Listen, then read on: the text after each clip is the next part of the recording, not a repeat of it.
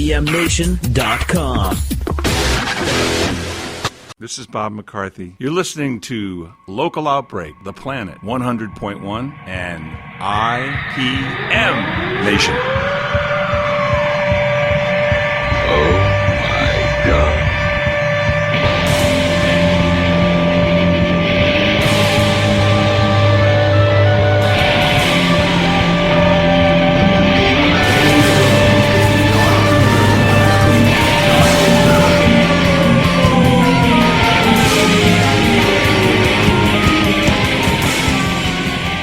Local Outbreak on IPM Nation and 100.1 The Planet. This is Matt from IPM Nation. We are here at the studio, as we are every week, at 50 Canal Street in downtown Laconia, New Hampshire. TheStudioNH.com is a website if you want to check it out online. Funky little gift shop and art gallery. And as always, very grateful to Melissa for giving us this space to do the show. And, of course, we're also sponsored by Central NH Events. If you need a DJ for your event, you can go to centralnhevents.com and hire Mr. Tim Martin. He does a great job. And also, of course, Tweak Sound and Mastering if you need some audio production done. Mr. Matt Marcil at tweaksound.com. And don't forget Sonic Wallpaper, Ryan LeMay and the gang there helping to provide music lessons for kids in the area who might not otherwise be able to afford them, and that's a great program. And he's been on the show a few times talking about that. And tonight we have a return guest for his, I believe, third appearance on the show. Mr. Bob McCarthy is here. How are you, sir? Good, Matt. How you doing? Good to see you again. Yes, you too. It's been quite a while, hasn't it? It's been a while. It's been at least a couple of years. Yeah. It's nice to see you again. And yeah, you too. And you have a lot to share with us tonight. And you're going to be playing live, which is great. Very cool. So I can't remember. I think we might have done that for a couple songs, but last time. We did, yeah. But to hear you play 4 times tonight will be really cool. And before we really get into it, so you've had a lot of success recently with. A release, not a recent release, but no, actually something I debuted on your show. The first time I played an album called Satisfied Mind that I did with James Montgomery, and it's kind of a blues rootsy type album, certainly in the blues Americana vein. And all of a sudden in September, I started getting write-ups in Europe in blues magazines on this record. Yeah. In the Netherlands, in Germany, in England. Yeah. And all of a sudden, Cashbox Canada, and then I got a write-up in Nashville. Yeah. So I wish it happened 10 years ago, but I'll take it now, too. Yeah, yeah. So it's kind of interesting. That's remarkable. And by the way, I would encourage people to look for this online. I love the back cover. Well, I like the front cover, but I really love the back cover. Yeah, Lynn Spellman did that. That is really cool. Yeah. You know, you do see the train tracks motif in a lot of photos like that, but I've never seen the way it's not you, it's just the guitars there. Right. That's cool. And that's become a signature photograph that Lynn Spellman took. Oh, really? And we did that in Concord, right over by the Concord Monitor, the tracks wow. right there. Oh, cool. Yeah, so that's kind of cool too. That's awesome. Yeah. Well, Bob, why don't we have you go ahead and we'll have you play something, and then we'll come back and we'll chat. Okay, very good. Thank you. What do you want to play? Well, I'm going to play a song called Offering. Okay. And this is from my CD Wounded Mercy Sudden Light. I should say too, you're playing a 12-string. Yeah, this is a 12-string made by my friend Brooke Moore, who lives out in Halfway, Oregon. That's a beautiful guitar. Yep, yeah. And it's a great guitar. Yeah.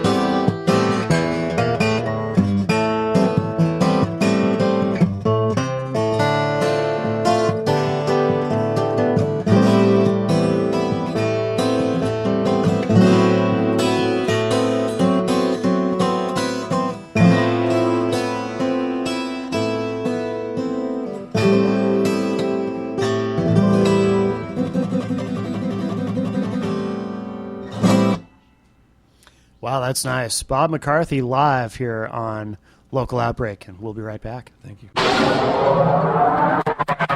IPMNation.com. Local Outbreak on IPM Nation and 100.1 The Planet. This is Matt from IPM Nation, and we're chatting with Bob McCarthy tonight, who, well, you probably, I was going to say, it's not a new disc. It's been out since 2006.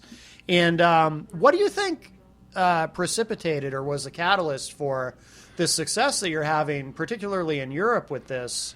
Well, it was a lawyer and a music business writer from France named Ian Patience. Okay. And he heard my stuff online, and he wrote to me and said, "Can I do an article on you? You're just a fantastic guitar player." I said, "Yeah, sure, And I thought he was writing for one magazine in the Netherlands, but I didn't realize that it was syndicated.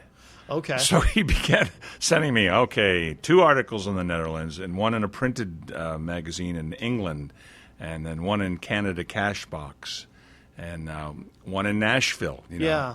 So, and then some other people picked up on that. There was a guy in Germany. I couldn't read the article, but I knew it was good. It looked happy. Right. Jawohl, so, so it's good. And, I mean, the thing is, art takes on a life of its own, and you never know when that's going to be, especially if you're a self-promoter. So, it's not like I have a big machine behind me. Right, right. So I put that album together in 2006. Randy Roos, who's a great jazz guitar player and a good producer and teaches at Berklee School of Music, produced it. Okay. And he actually lives in Ashland, and I did it with him. I've known him for 30 years. Yeah. And we just, and he does all my stuff. He's really, really good. Yeah.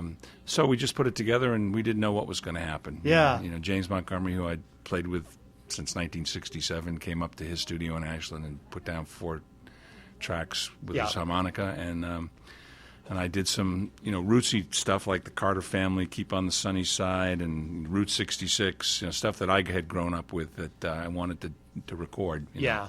So, blues people in Europe are liking it a lot, and, thank you very much. I really appreciate it. Although I wish it was 10 years ago. Sure. Anytime, is fine. Yeah. And you never know. Yeah. I mean, it really, it's, I think that should be an inspiration, too, to people who maybe, because, we've always kind of assumed that an audience for a show like this, it's probably mostly musicians. Probably, yeah. Or people who are in some way connected to the local music scene or whatnot. Or just are interested in it. But it's probably mostly musicians. And, it really does go to show that you just never know. If you have a desire to make music and put it out there, you should. Because you never know what can happen. Right, and often for people that aren't musicians, being a musician or an artist is a very abstract thing. All they can see is, who gets all the attention in the main media and their aberrant behavior and so on and so forth. And people think, well, that's what musicians are. Right. But it's not the truth. Right. It's like it's something that you dedicate yourself to, something that you do because you feel this is what you're supposed to be doing, and you do it. Yeah. And that's the thing. Yeah. You're not just sitting around. You're playing, and you're doing the best you can.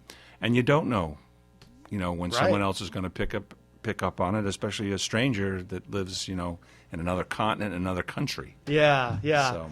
It's funny because there are. I was trying to think of an example, and nothing leaps to mind, but I know they're out there. Yeah. There have been examples in the past where somebody puts something out and it may be out there for a couple of years before it catches on, and then it ends up being a huge thing. Right. Not everything that gets put out there is either a success or a failure immediately. Right.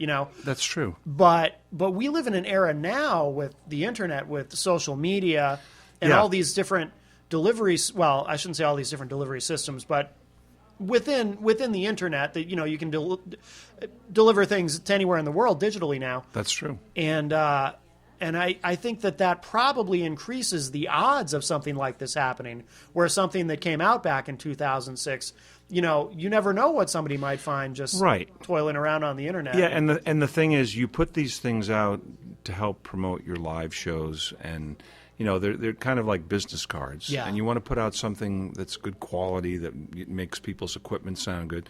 Now, CDs don't sell as much in this country as downloads do, but in Europe, there's a whole thing going on with high-definition CDs and high-definition downloads. I didn't know that. Yeah, Really? Yeah, and equipment that can play it. Okay. Analog to digital machines that can. So people actually have a computer the way they used to have a turntable. Yeah, and they're that's downloading interesting. big high-definition files to play on their systems. I had no idea. Okay. In fact, excuse me, I'm working on a high-definition project with Lynn Spellman. Okay. Coming up, and it should be interesting. So I wonder why that hasn't been happening here, and Excuse me. I wonder if it's just because, you've got a lot of people. I mean, you're probably a whole generation of kids coming up now who don't realize that a CD doesn't sound as good as vinyl, and an MP3 doesn't sound as good as a CD. Yeah, but the high definition files are what you get in the studio. That's remarkable. It's what gets sort of toned down to be. I think a CD is 16. I don't know what language I'm trying to find out, but it's they start out as much bigger files. Yeah.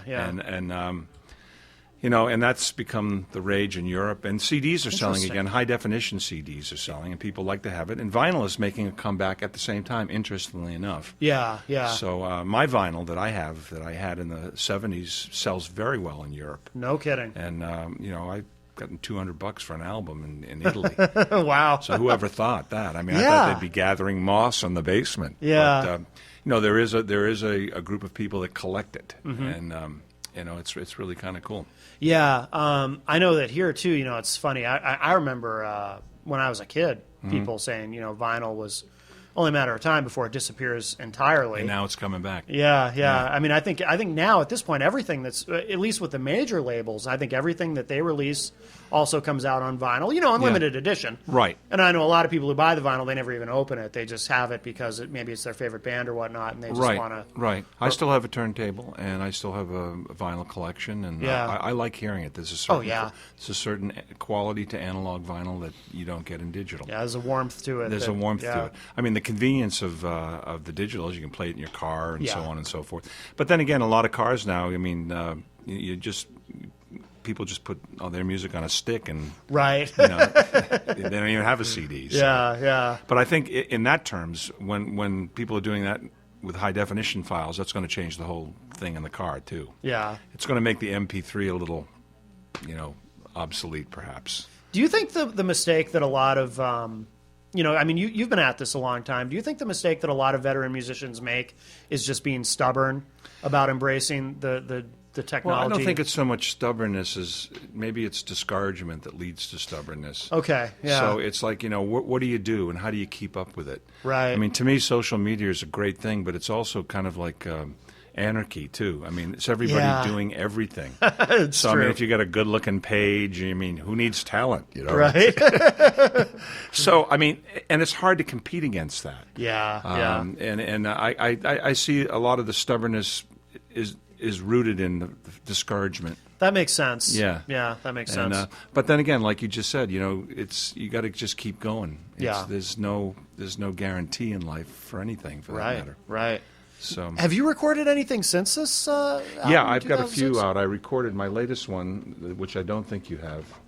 And actually, they're in the car. I forgot to bring them. It's called "Wounded Mercy, Sudden Light." Okay. It's all instrumental, okay, kind of on the world music jazz side. And that's the other thing. I'm a professional musician, so I have not been genre specific, although I've got a following in the blues field because I do that well. I grew up with a father that played that kind of music and a godfather who played that kind of music. Yeah. And but I like jazz too, and I like world music, and there's a touch of that in this "Wounded Mercy, Sudden Light," which is that first song that I played is from that CD. Okay. And that's all instrumental, no vocals or anything like that. But why do you need to? I mean, it's so difficult becoming an artist. I mean, to me, I was interested in working.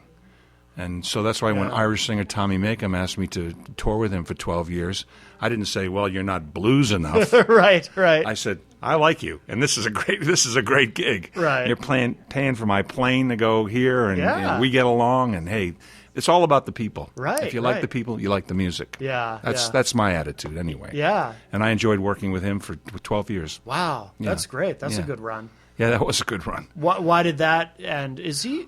Is he passed still away. around, or- No, he passed away in okay. 2007. He's just Okay. a genius, and he had the Irish music thing down. He was, I can remember when we went to the premiere of Riverdance in New York City. We were invited in, tuxedos and all. Yeah. We sat in front of the Kennedys. Oh, no kidding. And I called Lori and said, we have a better seat than Ted Kennedy here. That's awesome. It was awesome.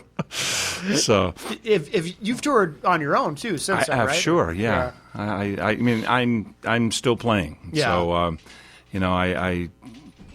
I have a career that goes back, to 1964, really. Wow. And in Boston, I was first signed to RCA, and my manager, Ray Perret, who managed Jay Giles and a whole bunch of other bands. I was in that stable, Andy Pratt, and I recorded with Andy Pratt. He had a hit record with Avengin' Annie back in, was on Columbia, signed by Clive Davis. I toured with a group called Appaloosa, another Clive Davis band, with Robin Bateau and John Compton. That was fun as a guitar player. Yeah, so, I bet. Yeah. So all that stuff from Boston was really important. Yeah. And still here, still playing. Yeah. And I appreciate this time with you as well. So absolutely. thanks No, for I'm glad having you're me. here. Why don't we hear another song? Okay. What do you want to play? Well, I can play something. I've still got the 12 string in my hand. I was going to switch, but why don't I play something from Satisfied Mind? And this is a Louis Armstrong song that was written by W.C. Handy called "Make Me a Pallet on Your Floor." Okay.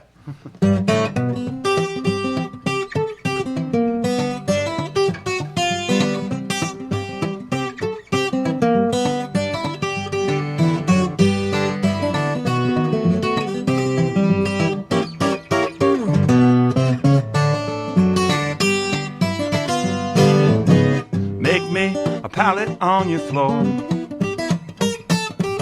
Make it right down by the door. Now make it soft, make it low. Right down by the old front door. Said make me down a pallet on your floor. Well, I'm tired and I can't work no more. I'm tired and I can't work no more. Well, I'm tired and I'm weary. I can't work no more, pretty mama. Now make me down a pallet on your floor. Make me a pallet on your floor. Make it right down by the door. Now make it soft, make it low. Right down by the old front door. Said make me down a pallet on your floor. Now I'd be more than satisfied if I could take that train and ride. If I get to Atlanta, I got no place to go. Pretty mama, now make me down a pallet on your floor.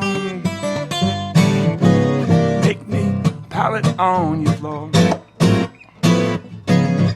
Make it right down by the door. Make it soft, make it low. Right down by the old front door. Said make me down a pallet on your floor. I'll play one for you.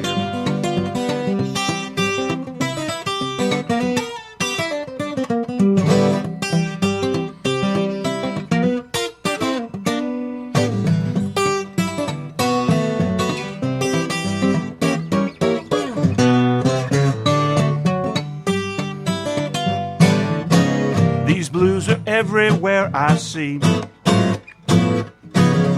These blues are everywhere I see.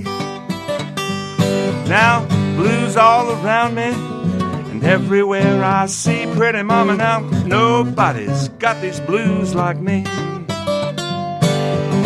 Make me a pallet on your floor. Make it right down by the door.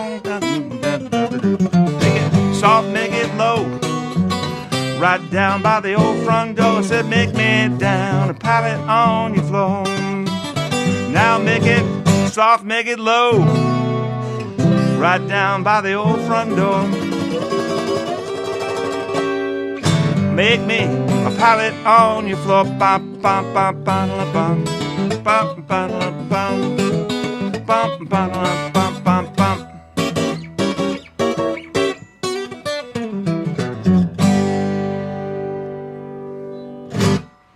Very nice, Bob McCarthy, everybody. We'll be right back. Thank you.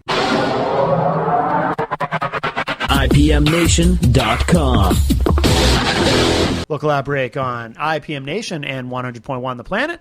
This is Matt from IPM Nation. And by the way, we do archive all the episodes of Local Outbreak at IPMNation.com/Local Outbreak. So if you want to go back and check out the archive, you can just click, when you're there, click Local Outbreak Archives, and you can find the first two. I think on the archives page we have them in alphabetical order by guest, so you'll be able to find them easily. The first two times that Bob has been on the show with us, Bob McCarthy, who's here with us tonight. Howdy, everyone. And been playing with us. And so, Bob, and we were talking during the break, so the guitar you have in your hand is, you said that you've had that for 26 years? Yeah, I bought this new in Portland, Maine. It still looks new. Buck Dancer's Choice. Well, if you look really close, it's really scratched. What's nice about a... From this angle, I can see. What's nice about a sunburst finish is it covers a lot of things. But yeah, it's a great guitar. Gibson had just moved to from Nashville to Montana, and this is one of the first guitars out of their Montana facility. Oh, no kidding. Yeah. Huh. Do you own a lot of guitars, or? I'm not saying. Yes, I do. Do you play them all? I do. Do you? Yeah. I do, yeah. yes. Yeah. This is what I do. Yeah. What are you doing here on the 18th? You've got an event coming up here right at here the at studio? the shop, at the studio. I'm going to be doing a music presentation at the store, and everyone's invited to come down. I'll be selling my CDs, and for Christmas, all my CDs are $10. So, excellent. And if anyone wants a CD, they can write to me, and nominal shipping, it's $12 or something like that. So, but if you see me and I'm at the thing, it's $10. Yeah, excellent. So, and what time is that going to be? That's going to be from 5 to 7. On the 18th. Okay. I'll be here. December 18th. That's right, December 18th. Excellent. Now, when is this airing? This is airing on. This will. What day is this actually? It's funny. Melissa had asked me earlier when this was going to air. So if I just find that Facebook message, I'll be able to remember. Let's see. This will air the 15th. The 15th. On IPM Nation 2. Okay. And then the 16th on 100.1 The Planet. Okay. Both there at we 7 go. p.m. So great. So just in time. So excellent. Yeah, absolutely. Yeah. We'll pump it up on the station too before then. So great. So in terms of, I've probably asked you this before, but you've got so much music. Obviously, is it hard when you go to play live? How do you decide what to play?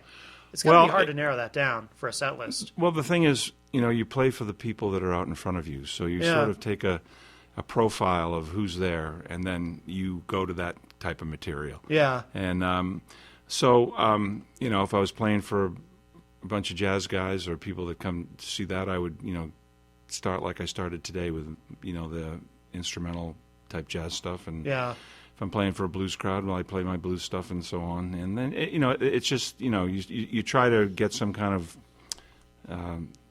synergy with the audience. Yeah. Yeah. You probably, too. I mean, as far as the blues stuff, I'm sure you have a lot of songs that you've written, but with blues too, you probably know a million songs that, I do. That you didn't necessarily write yourself. But I grew up with the blues, and so it's second nature. And it's like, and that's really my favorite kind of music. What I listen to, and I was reading, getting back to what I was just saying before, even Robert Johnson played Irish songs during St. Patrick's Day because he wanted to make a living. Sure. That's documented. Is it? Yeah. So, I mean, the thing is, you don't want to so identify with one type of music that, you let some other areas go. Yeah. I'm not a classical musician, that's for sure. My father was first violin of the Reading Symphony Orchestra back in... in the late 30s, just before World War II, and Reading was kind of like a farm team for the BSO. Okay, And he was a classical trained musician, plus he played jazz violin in the style of Stefan Grappelli and Joe Venuti. Okay. So I grew up with that kind of music too. And he saw Django Reinhardt in Paris when, no kidding. when he was in the service. That's Yeah. a great story that he tells. Now, did you start out on guitar? Have you always played guitar? Or did you I actually play? started on ukulele. No kidding. Yeah, and I have that ukulele. It belonged Yeah. to my grandmother. And a lot of people in my family play. Okay. So I started on ukulele, and then I picked up the guitar probably when I was about 13. And a math teacher at my high school taught me how to Travis pick, and he was in a band called the Washington Squares in New York who had a hit called Midnight in Moscow. Oh, no and kidding. he played the Okay. banjo on that. Oh, no kidding. But he actually taught math at my high school during Wow. the day. So. Yeah. So you've just been surrounded by music since I have. you came out of the womb. You Yeah, just- yeah, and it's great, Yeah. because I'm basically an introvert, so now I've got a job that I have to be in front of people, so Right, it forces right. me to get out there. Yeah. I can relate to that because Yeah. I think of myself as an introvert as well. Right. But when I'm in front of a microphone or a television camera or on a stage, Right, it's like, it gives you a venue to export your personality that you normally wouldn't do. yeah, yeah. Do you think it's kind of a control thing in a way? Because I've kind of analyzed this in myself. Like, why is it that I'm comfortable doing things like radio shows and TV and stuff more so than interacting with people outside of that? And I almost wonder if with me it's sort of like I'm in control if I'm performing, so to speak. I don't think it's that. I think it's it's sort of like the pleasure of using your imagination in a different way. Yeah. Of sort of expressing some part of you that you wouldn't normally do. Yeah. And it's actually a gift, I think, to be able to do that. Oh, sure. Yeah. And absolutely. I don't think it's so much of a control thing. No, I would disagree with you on that. Yeah. I think it's it's something that you desire and something that you see to fruition by doing it. Yeah. Yeah. And something you have a talent of doing too. Do you ever get nervous performing? Or Sure, all the time. Yeah, But yeah. that goes. I'm nervous anyway, so who would know? But you kind of like it wouldn't be as fun if you weren't a little bit. Oh yeah, nervy, I mean, right? it's- I mean, yeah, 'cause- I mean that adrenaline rush you get from being nervous or stage fright or whatever Yeah. is part of the deal. Yeah, Yeah, absolutely. Yeah, it's very cool. Is it? I mean, obviously you've been in situations where you've played with bands and Oh, you've yeah. also performed solo. I mean, Hey, I played solo at the Boston Tea Party opening for Mountain. oh, no kidding. Yeah. Oh, So wow. I mean, Leslie West and Felix Pappalardi and the whole original band. I was the opening act. Yeah. So talk about nervous. Wow. I'm standing out there with an acoustic guitar, and my friend David Saltman from Marblehead played bass, and and Dion was also on the bill. Okay. And I can remember getting a write up in the Boston Herald, and I said, I got a better review than Dion. He had just made the transition from Dion and the Belmonts to playing folk music. Oh, no kidding. And he's a good blues player too. Is he? Yeah. Yeah, and that was one of his things that he liked. Yeah. And I like him. I think he's a great performer. But I had a chance to open for when you open for people like that. I did a stint with the Pentangle and played with the Youngbloods. Opened for Bonnie Raitt. That was a great show wow. at Tufts.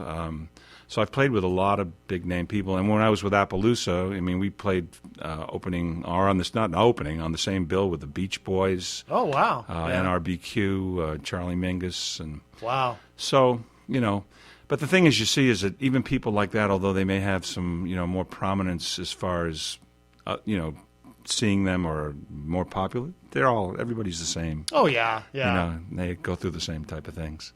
Leslie West, I've always heard guitarists say he's got a really. I mean, did you get to see him up close? Oh yeah, play? we shared a dressing room. I've always heard people comment on. He's got a weird his fingering the way he He has plays. definitely a unique attack. Yeah. On the instrument. Felix Pappalardi was just an incredible bass player, and I had seen him before he got into Mountain with Ian and Sylvia and a lot of folk groups. Oh, really? He Yeah. played just like as a sideman. Yeah. Sort of like what I'm talking about. Sort of like what I did. Right. It was work. Yeah, But he was yeah. great. Whatever he did. And Leslie West was a super guitar player, definitely. And the Youngbloods was another great group that I enjoyed playing with. Jerry Corbett, who passed away last year, or 2 years ago, was a guitar player for that group. Was one of the authors of Get Together with Jesse Colin Young. Oh, okay. He was a friend of mine, So, in terms of music that you've released as a solo artist, how many CDs have you put out now? Well, I've got I've got 4 CDs out. I've got, and I just put out a compilation of 3 of them called Trouble in Mind, and that was also written up in those articles, which I took 4 cuts from Satisfied Mind and 3 cuts from the others, more of the bluesy type stuff. Yeah. And that's going to be a download only, although I'm getting such interest in it, I think I'm going to have to be making up some copies. Good. So, and that just got uploaded today. I'm sure Ian Patience will be glad to hear that. Oh, cool. And, plus I got a vinyl album out. Yeah. Yeah, so, Wow. Yeah. You got a lot of material. Yeah. When you decide to record, are Mm-hmm. you thinking in the beginning, do you have a specific vision in terms of what, I don't know if this is the right way to put it, but sort of what genre you're going to be working in on that album? Because it seems like you can fit into different genres with your work in terms of... Well, I think I'm a lot like a conceptual artist in that sense, in that I have something that I'm going to go for, and I'm going to assemble the colors or the tunes around the project. Yeah. Wounded Mercy Sudden Light was about loss, but it wasn't like maudlin type loss. Yeah. It's like how one handles loss, and Where I Live was actually about where I live. Okay. I assembled it around that. Satisfied Mind was all the songs that influenced me, that I wanted to do, all the rootsy Americana songs and blues songs that I wanted to do, that I wanted to pay tribute to the people that did them. Yeah. And I was going to do that. So I definitely take a concept. I don't just wing it. Yeah. I think about it for a long time. And I am a visual artist, too. I do watercolors. Oh, wow. Okay. And that kind of thing. Oh, cool. And my high school art teacher, Leland Gage, who was a contemporary artist in New York and Long Island, who knew people like William de Kooning and Jackson Pollock and so on. He was someone who had a great influence on me and on just my approach to art in general. Yeah. So I actually approach music the same way I approach visual art. Okay. Have you ever had anything here as far as visual art? Have you ever in this store in the studio? No, but I have sold a couple of paintings to people in Denmark again. And oh, no kidding! Actually, yeah. Wow. So, and I actually saw in the couple of paintings that I sold, the person sent me a Chagall lithograph, which I have, a real one. What is that? Chagall, Marc Chagall is a famous artist from France, originally from Eastern Europe, and he's a pretty famous guy. Okay, but I have one of his lithographs. He does these people like floating around and flying in the air and so on. Oh, really? Yeah. Yeah. I know a lot about music. I know nothing about art.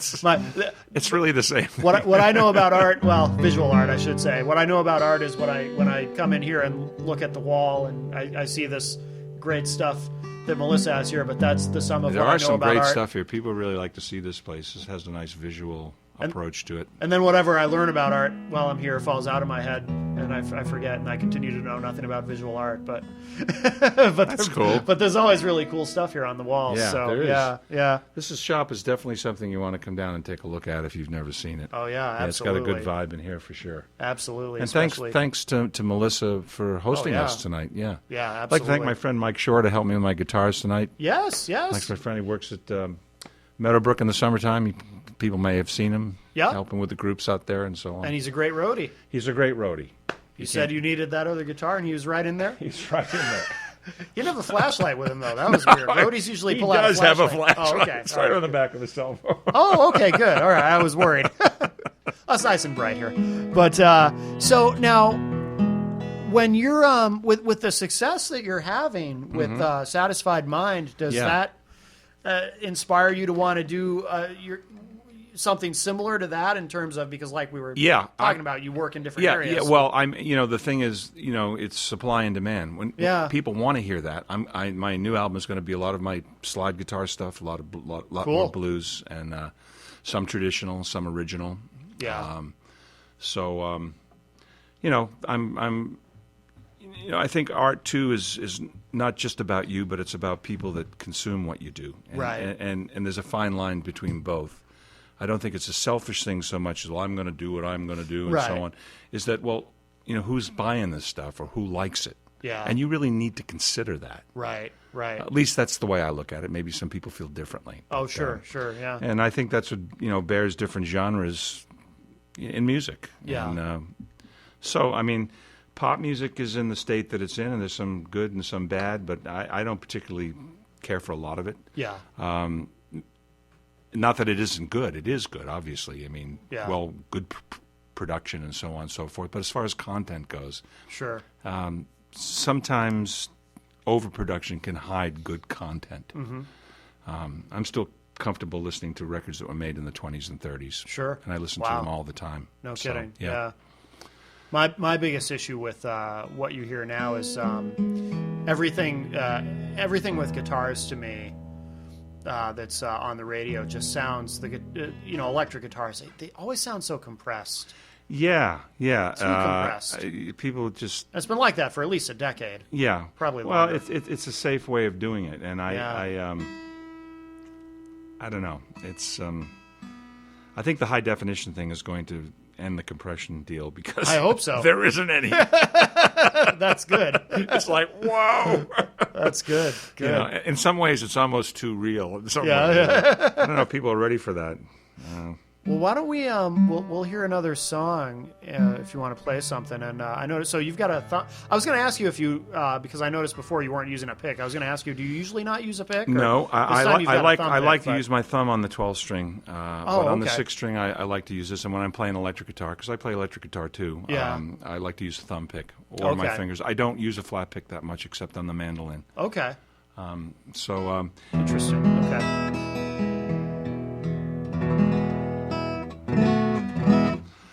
So you want to hear another tune? Yeah. Okay. What are you going to play? This is going to be on the new record. Whoops. This is what people love to hear is a musician tuning. That's I'll like have another drink, please. sound check. Your sound check. That's right. This is called Walking the Strings.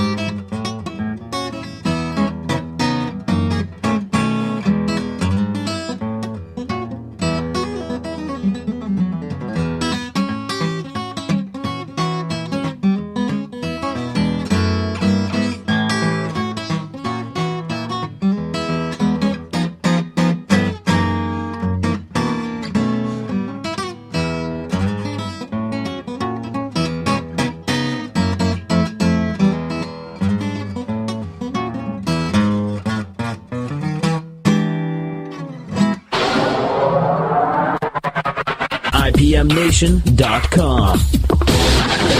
Local Outbreak on IPM Nation and 100.1 The Planet. This is Matt from IPM Nation. We're here at the studio tonight at 50 Canal Street. Don't forget, great place to, it's almost that time, almost gift-giving time, so come on down. Funky little gift shop and art gallery. Very nice, very cool place here and right in downtown Laconia. Like I always say, please support not just your local music scene, but local businesses as well.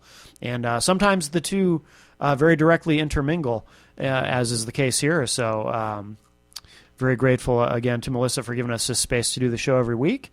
And we've been chatting tonight with Bob McCarthy. And Bob, so we'll remind everybody you're going to be here on December 18th. I'll be here December 18th, 5 to 7. 5 to 7. Yep.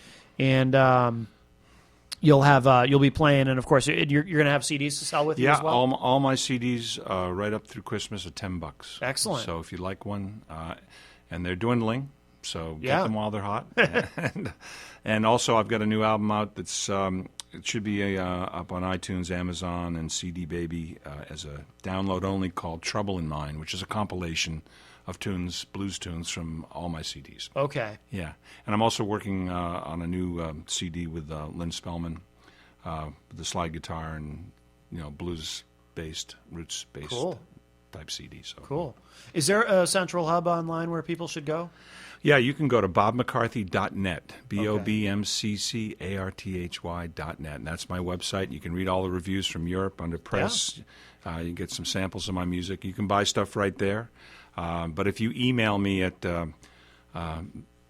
bob@bobmccarthy.net and you want one of my CDs, it's $10 till Christmas. Yeah. Yeah. All right. And when this airs, it'll be almost Christmas, so hurry up, people. You snooze, you lose. That's right. But better yet, they should come on down to the studio and see you in person and buy a CD then. So, well, Bob, again, this has been great. Thank you so much. Yeah. And you're going to play one more I'm going to play one more song for you. It's called Trouble in Mind. All right, Trouble in Mind from the great Bob McCarthy here on Local Outbreak. Trouble in mind, I'm blue, but it won't be blue always. The sun's gonna shine my back door someday. Trouble in mind, I'm blue, but it won't be blue always. The sun's gonna shine my back door someday. I'm going down to the river.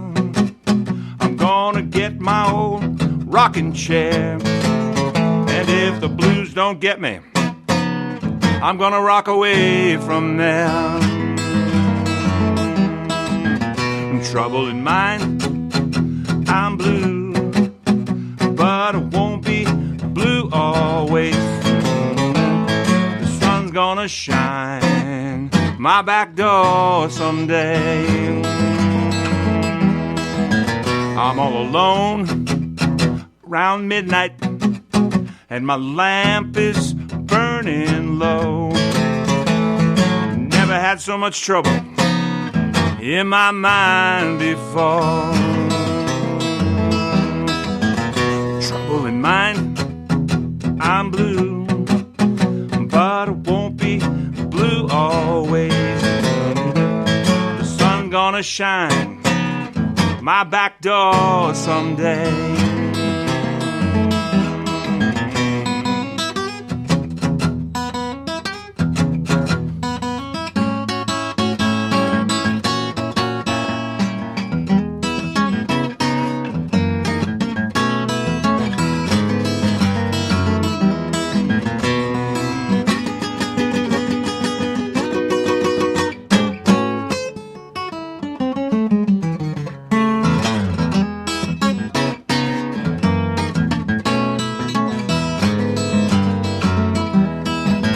I'm all alone around midnight, and my lamp is burning low. I ain't never had so much trouble in my mind before. Trouble in mind, I'm blue, but it won't be blue always, 'cause the sun's gonna shine my back door. The sun's gonna shine my back door. Sun's gonna shine my back door someday. Sun's gonna shine on my back door someday.